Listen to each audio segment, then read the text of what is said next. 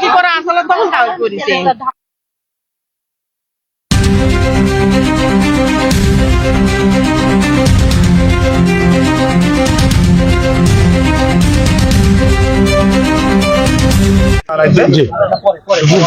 জিনিসটা নষ্ট হয়ে গেল কি ঘটনা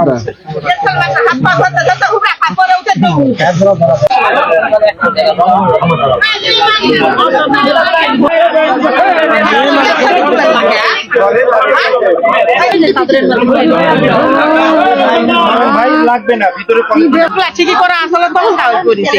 আর এখন খালে না বেশি তাহলে আসি এবং দেখি যে কুকুরের মাংস পড়ে আছে, সেই মোতাবেক আমরা জব্দ তালিকা প্রস্তুত করি এবং তদন্তপূর্বক যে আইনের ব্যবস্থা নেওয়া উচিত সে অনুযায়ী আমরা ব্যবস্থা নেব।